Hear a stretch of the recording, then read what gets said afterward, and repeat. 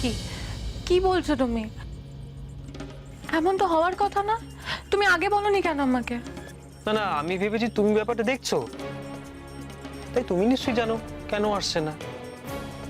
আর নানা ঝামেলায় আমারও জিজ্ঞেস করা হয়ে ওঠেনি।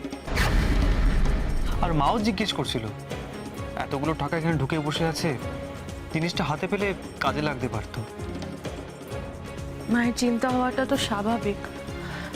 মা আমাকে সাবধান করেছিল সব দিকটা দেখে তারপর অর্ডার দিতে। আর মাঝখান থেকে বাড়িতে এত কিছু হলো, সব মিলিয়ে আমি ঘেটে গেছিলাম। ওদের যে মেসেজ এসছে সেটাই তো আমার মনে ছিল না। শোনো না, আমি অফিসে গিয়ে খবর নিচ্ছি। ওটা তো বাই এয়ার আসবে, আর সব ফর্মালিটি কমপ্লিট হয়ে গেলে সোজাসুজি তোমার দোকানেই আসার কথা। মাঝে কোনো কারণে আটকে আছে কিনা সেটা দেখতে হবে। তুমি চিন্তা করো না।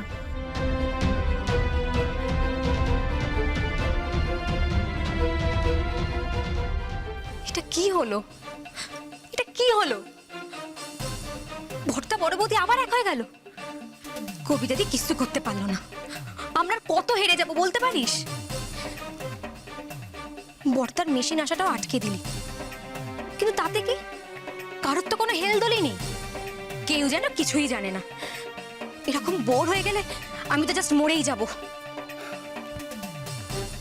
আরে বোর কেন হবি? দাঁড়া না, আর দু একদিনের মধ্যে বড় বৌদি ঠিক টনক নড়বে। আর তখন দেখিস মাও কিন্তু বড় বৌদিকে ছেড়ে কথা বলবেন। আরে বাবা, 1-2 টাকার ব্যাপার তো নয়, কয়েক লাখ টাকা দাম মেশিনটার। একেবারে পথে বসবে। তুই ঠিক বলছিস? বর্তা পথে বসবে তো? তা নয় তো কি, তার আগে কবিতাদির ইস্যুটা দেখতে হবে। কবিতাদি কিন্তু এই মুহূর্তে নিজে পালিয়ে বেঁচে আমাদেরও বাঁচিয়েছে। নাহলে যেভাবে বড় বৌদির হাতে নরেশদা ধরা পড়েছিল আর তুই জেলে গেছিলিস, তাতে কিন্তু এবারটাও তাই হতো। আমি তুই সবাই জেলে যেতাম। আমার শান্তি হচ্ছে না। আমার চাই প্রতিশোধ, তাহলেই আমার শান্তি হবে।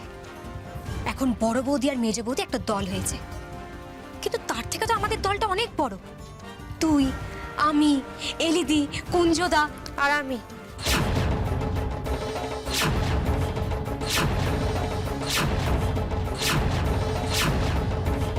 মানে তুমি সত্যি আমাদের দলে যায় না? এসবই আমি করছি আমার স্বামী, আমার ননদ